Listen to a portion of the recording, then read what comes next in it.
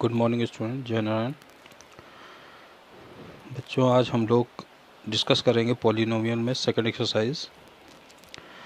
इस एक्सरसाइज में quadric polynomial और उनके जो कोफिशिएंट्स हैं उनका रिलेशनशिप उनके जीरोज के साथ हम यहाँ एक्सप्लेन करेंगे। जैसा देख रहे हैं आप, एक पॉलिनोमियल यहाँ दिया हुआ है एक्स स्क्वायर और -2x -8, और यहाँ पर आप देख पा रहे हैं कि इसी तरह से ये एक s में पॉलिनोमियल दिया हुआ है, फिर ये x में, u में, t में और x में। यहाँ ये सब पॉलिनोमियल हैं अलग अलग वेरिएबल के। और इस पॉलिनोमियल में आप देख रहे हैं कि ये सब 2 डिग्री के पॉलिनोमियल हैं, और 2 डिग्री के पॉलिनोमियल का जो स्टैंडर्ड फॉर्म है वो आप जानते हैं, ax² + bx + c = 0। ये आपका जो है पॉलिनोमियल का एक स्टैंडर्ड फॉर्म है 2 डिग्री के। अब यहाँ पर a b c क्या है, कांस्टेंट होते हैं, और x क्या है, यहाँ पर वेरिएबल है। तो यहाँ पर आप देख रहे हैं जैसे ये x में वेरिएबल है, यहाँ पर x वेरिएबल है, सेकंड में s वेरिएबल है, थर्ड में x है, फोर्थ में u वेरिएबल है, और फिफ्थ में t वेरिएबल है, और सिक्स में आपको x वेरिएबल दिख रहा है। तो यहाँ पर हम लोग इनसे पहले एक एक पॉलिनोमियल से a b c यानी कांस्टेंट्स को अलग करेंगे और उनके जीरोज के साथ उनका एक रिलेशनशिप बनाना है। आप देखिए किस तरह से हम इस क्वेश्चन को करेंगे।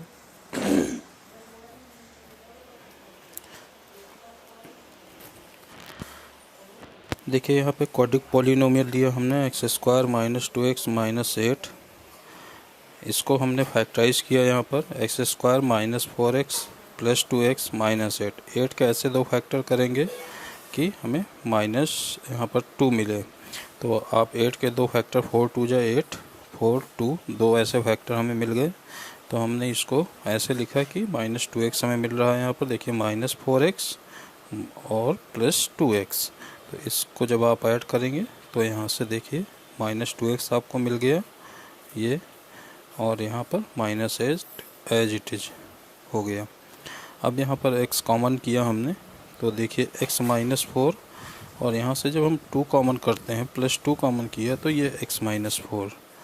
आप अगेन यहाँ x -4 को कॉमन करते हैं तो आपको ये x + 2 मिलता है।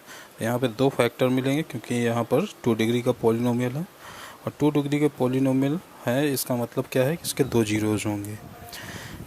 सो जीरोज आर, अब यहाँ पे 1 बाई 1 अगर हम x + 2 = 0 और x -4 = 0 करते हैं तो हमें -2 x = -2 और x = 4 मिलता है। तो देख रहे हैं यहाँ पर, so zeros are -2 and 4 because value of x² -2x -8 is 0 when x + 2 = 0। देखिए यहाँ पर किया गया है ये x -2 x + 2 = 0, तो x = -2। इसके बाद आप देखिए यहाँ पर, तो x -4 = 0, तो x = 4। तो चलिए वेरीफाई करते हैं इनके जीरोस को।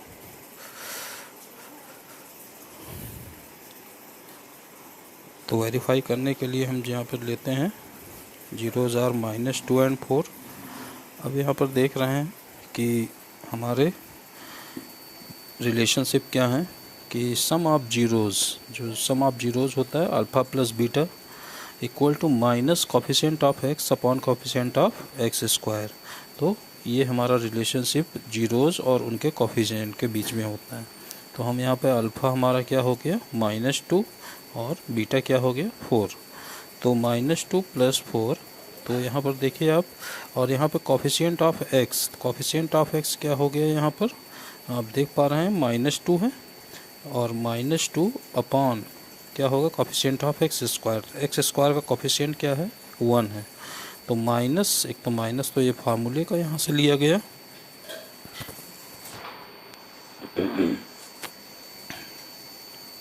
इसके बाद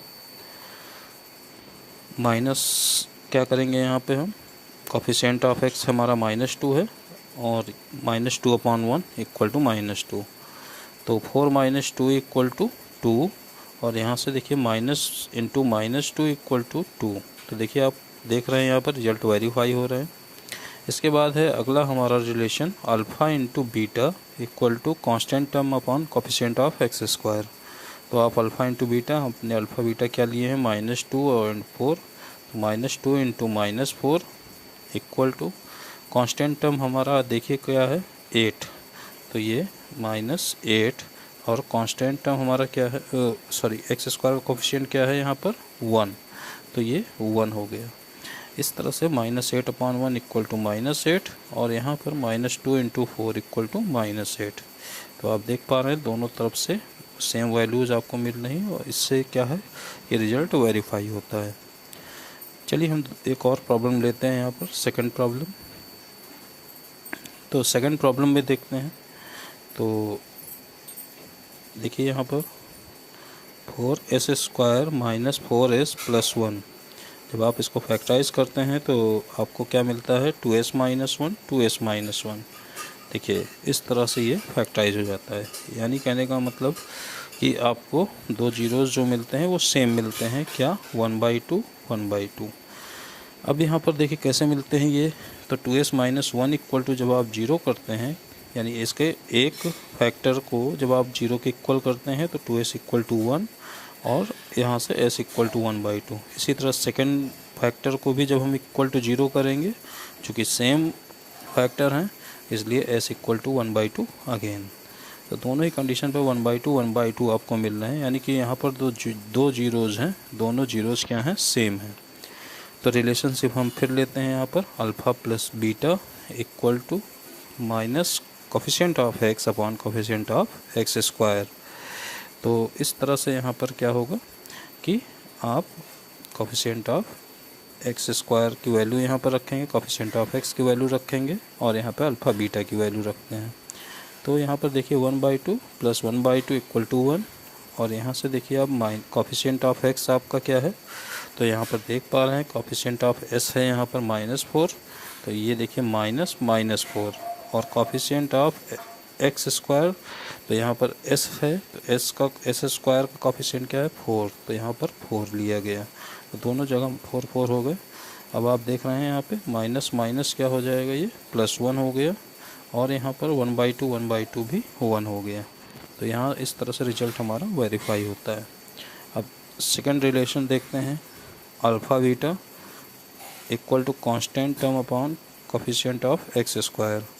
तो दोनों जीरोज़ का प्रोडक्ट करिए, 1/2 इंटू 1/2, और कांस्टेंट टर्म क्या है, देखिए यहाँ पर कांस्टेंट टर्म है 1 लिया हमने, और यहाँ पर coefficient of X square is 4, तो यहाँ से 4 ले लिया गया, तो 1/4, और यहाँ पे 1/2 इंटू 1/2 1/4। तो इस तरह से ये भी रिजल्ट आपका वेरीफाई हो जाता है। चलिए थर्ड प्रॉब्लम देखते हैं। यहाँ पर 6x² - 3 - 7x। तो बच्चों देखिए आप यहाँ पर, पहले ये स्टैंडर्ड फॉर्म में आपको दिख नहीं रहा है, तो पहले आप इसको स्टैंडर्ड फॉर्म में कुछ इस तरह से लाएंगे, यानी कि पहले हायर डिग्री, फिर उससे lower degree, then lowest degree. यहाँ x की 2 डिग्री, फिर 1 डिग्री, फिर यहाँ पर 0 डिग्री। और अब यहाँ पर क्या करेंगे, देखिए 6² - 7x - 3। अब यहाँ पर देखिए इसको जब हम 6 3 जा 18, और हमें 7 लाना है, देखिए यहाँ पर x का कोफिशिएंट क्या है, 7, तो यहाँ पर 7 लेंगे हम। 7 लाने के लिए क्या होगा, 6 3 जा 18 कैसे दो फैक्टर करेंगे कि हमें ऐड करने या सब्ट्रैक्ट करने पर 7 मिले। तो आप जानते हैं 9 2 जा 18, 9 - 2 7, तो यहाँ पर 9 और 2 फैक्टर मिल गए आपको, और यहाँ पर इस तरह से क्या होगा कि आपके जो दो फैक्टर मिलेंगे कुछ इस तरह से मिलेंगे, 3x + 1 2x - 3।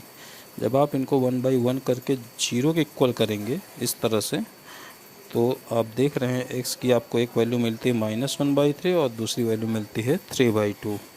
तो यही हमारे जीरोज हो जाएंगे। ये देखिए यहाँ पर अल्फ़ा इक्वल टू -1/3 और बीटा इक्वल टू 3/2।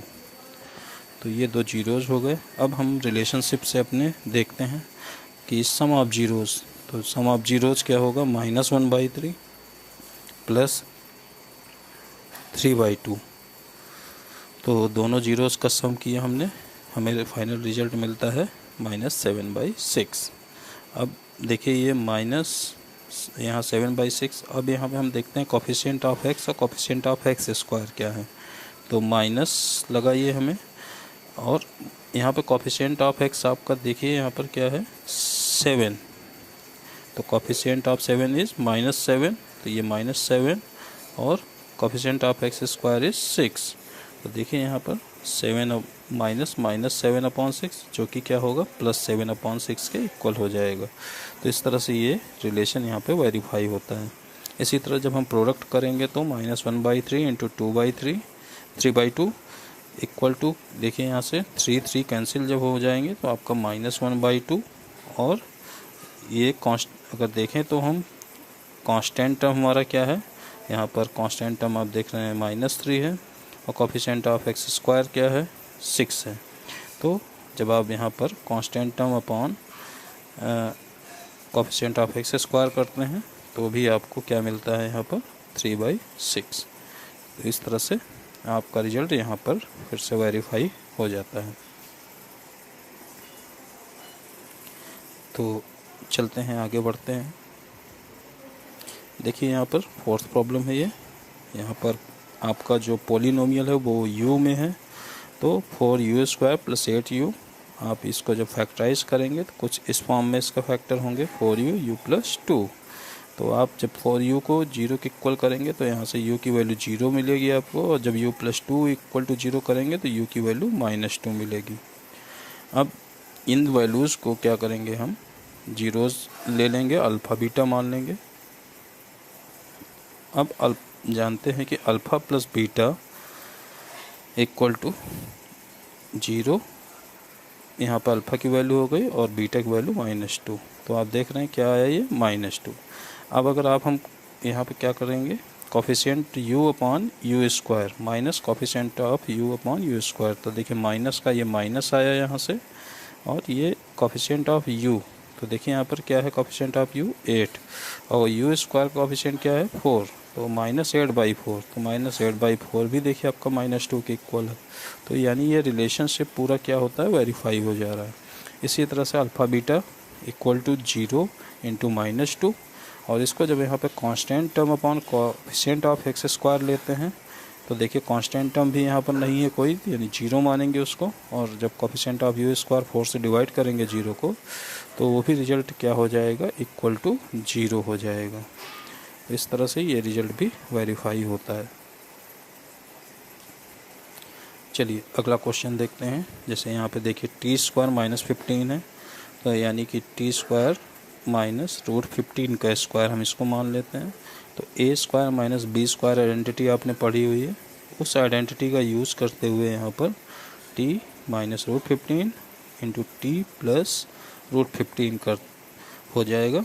अब इसके बाद हम यहाँ पर क्या करेंगे, सो जीरोज़ आर, हमारे जीरोज़ क्या हो गए 15 और -15 √15 बिकॉज वैल्यूज़ ऑफ, देखिए यहाँ से कैसे किया गया, ये t - √15 = 0 किया गया, जिससे आपको एक वैल्यू मिली t की √15, और t + √15 = 0 किया गया, जिससे मिला आपको t = -√15।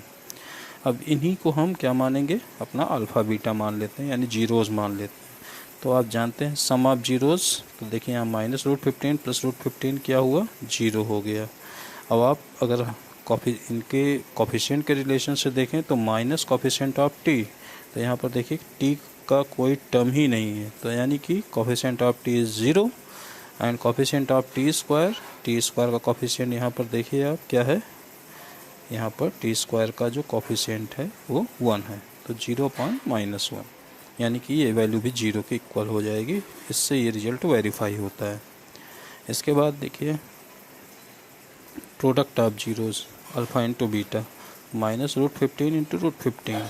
तो ये आप देख रहे हैं यहाँ पर -√15 इंटू √15 इक्वल टू -15, और ये आप यहाँ अगर इसके constant term upon coefficient of T square होगा, तो कांस्टेंट टर्म आप देख रहे हैं यहाँ पे -15 है आपका, और coefficient of T square is 1।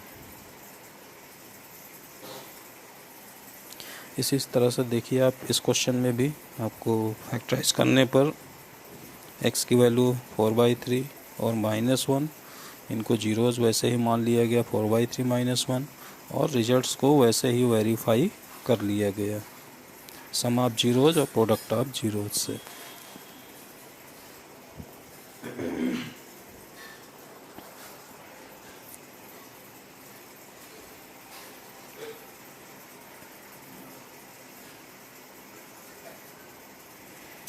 अब इसका सेकंड क्वेश्चन देखते हैं क्या कह रहा है इसमें। Find a quadratic polynomial each with the given number as the sum and the product of zeros respectively. तो यहाँ पर देखिए ये दो वैल्यूज़ दी हुई हैं, जैसे आप देख रहे हैं क्वेश्चन फर्स्ट में, तो ये क्या है, वैल्यूज़ हैं, और किसकी वैल्यूज़ हैं, सम ऑफ जीरोज़ की। Quadratic polynomial each with the given number as the sum and product of the zeros, यानी पहला वाला क्या है यहाँ पर, sum of zeros, and second क्या है, प्रोडक्ट ऑफ जीरोज़ रिस्पेक्टिवली। तो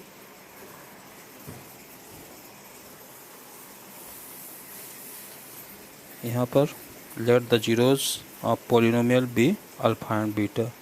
हम यहाँ पर sum of zeros alpha beta लेते हैं, तो सम ऑफ जीरोज़ यानी alpha plus beta equal to 1/4 एक इक्वेशन बनेगी, और second equation is alpha into beta equal to -1। Therefore required polynomial is given by, देखिए हम इस एक्सप्रेशन से पोलिनोमियल को एक्सप्रेस कर सकते हैं। क्या है वो expression, x² minus alpha plus beta x plus alpha beta, यानी कि x² as it is minus, फिर यहाँ पर देखिए अल्फ़ा प्लस बीटा की वैल्यू यहाँ पर क्या थी आपकी 1/4, तो वो 1/4 यहाँ आ गया। इसके बाद 1/4x इंटू प्लस यहाँ पर क्या है, प्रोडक्ट ऑफ जीरोज़, तो प्रोडक्ट ऑफ जीरोज़ भी आपका यहाँ दिया हुआ है -1, तो वो -1 यहाँ सब्स्टिट्यूट किया गया। अब आप देख रहे हैं हमारी इक्वेशन क्या बनी, x² माइनस 1/4x -1। तो इस तरह से एक एक्सप्रेशन बन गया, और इस एक्सप्रेशन को जब आप 4 से मल्टीप्लाई कर देंगे तो आपका ये एक्सप्रेशन कुछ इस फॉर्म में आ जाएगा, 4x² माइनस x -4। इसी तरह से हम और भी जो हमारे क्वेश्चन दिए गए हैं इनको भी हम 1 बाय 1 डिस्कस करते हैं यहाँ पर। चलिए अब हम मान लेते हैं कि हमारा सम ऑफ जीरोज़ क्या है, √2 है, और प्रोडक्ट ऑफ जीरोज़ इज़ 1/3। तो रिक्वायर्ड पोलिनोमियल इज़ x², फिर से हमने वही एक्सप्रेशन लिखा है यहाँ पर, इसको ध्यान रखेंगे आप, हमेशा इसी का यूज़ करेंगे। x² minus alpha plus beta की वैल्यू यहाँ पर देखिए ये √2 आ गई, और इसके बाद प्रोडक्ट ऑफ जीरोज़ की वैल्यू 1/3। तो इस तरह से ये एक्सप्रेशन हो गया। अब यहाँ पर देख रहे हैं 1/3 फ्रैक्शन में है, तो आप इस 3 से पूरे को मल्टीप्लाई कर दें, जिससे फ्रैक्शन हट जाएगा। यहाँ पर 3x² माइनस 3√2x प्लस 1। इसी तरह अगला क्वेश्चन लेते हैं, let the zeros of the polynomial be alpha beta. Alpha beta हमारे जीरोज़ हैं पोलिनोमियल के, तो सम ऑफ जीरोज़ दिया हुआ है 0, एंड प्रोडक्ट ऑफ जीरोज़ दिया है √5।